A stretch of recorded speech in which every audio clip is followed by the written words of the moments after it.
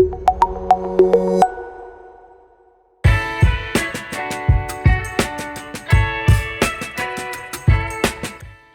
if we told you you're not perfect? Obviously, you know that already. But it still kind of stings, right? Criticism of any kind can be hard to swallow, especially when it comes to something you spend time and energy on. Naturally, we all want to do a good job. But criticism is just as important as praise, if not more so. Many of these pieces of criticism are purely constructive, helping you figure out what you're doing wrong and putting you on a faster path to improvement. Before we dive into how to give constructive criticism, we first need to understand what it is.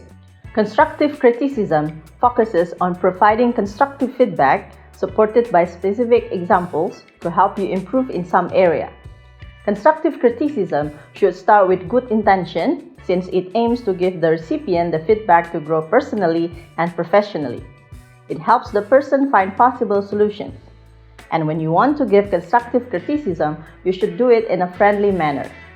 I'm Sitta, and I'm going to share with you how to give constructive criticism in the workplace. Let's begin. Number 1. Be straightforward.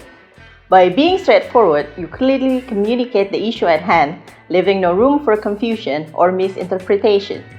This helps the recipient to understand the problem and the solutions, which can be particularly important in professional settings.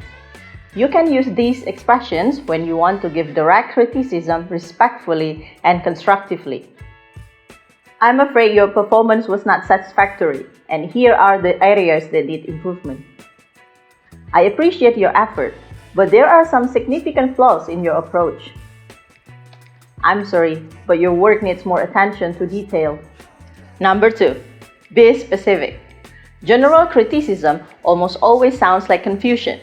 Something like, "You aren't doing it right," is not specific, and therefore can be applied to many aspects of the task. Try to be as specific as possible. Drill down to the specific elements that are causing the problem. Focus more on objective points rather than subjective opinions. Rather than saying, "I don't like it," state the specific things you do not like. For example, your speech was too long and you didn't address the key points effectively. Next, number 3. Focus on the work, not the person.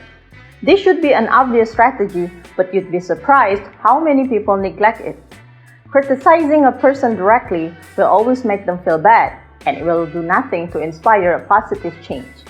Focus on observable actions or behaviors rather than identity, personality, or motivations. This is one sample expression.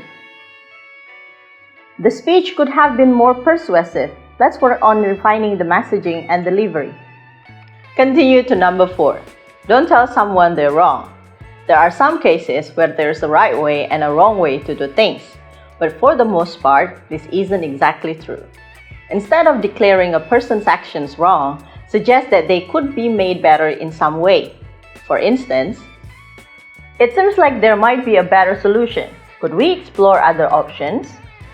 Let's explore different perspectives and find the most effective approach. Number 5. Find something to compliment. Compliments can help soften the blow of criticism and make it obvious that you are there to help.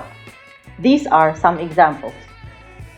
"I admire your creativity and unique approach. Let's work together to refine it and make it even more effective." "Your speech was very inspiring, but I think we could work on simplifying the language for a broader audience." Number 6. Make suggestions, not orders. If you're in a position of authority, it can be tempting to phrase your criticism as an order, like, "You need to start doing this another way."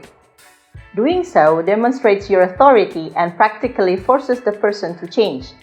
In extreme situations, this is a good thing.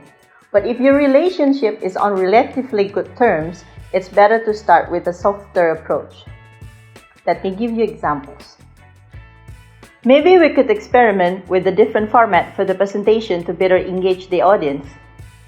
What do you think about trying a different strategy to achieve our goals? And the last one, give feedback in a timely manner. Feedback is more effective when given instantly and while the events are still fresh in everyone's mind.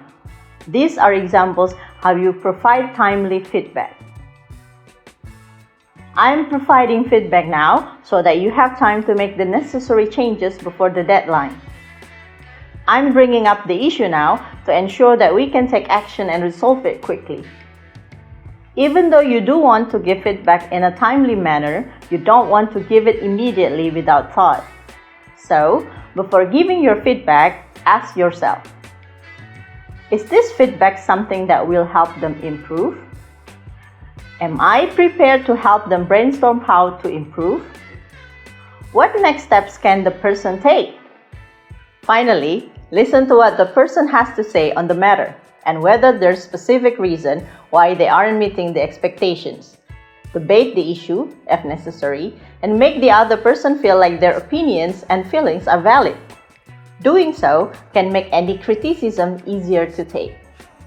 When done well, effective criticism can pave the way for a healthier, more collaborative team. That's because collaborative teams are open and honest with one another and not afraid to talk about real things. Thank you for watching this video. I hope you find it helpful. And if you know anyone who might benefit from this video, please share it with them. Thanks again for watching.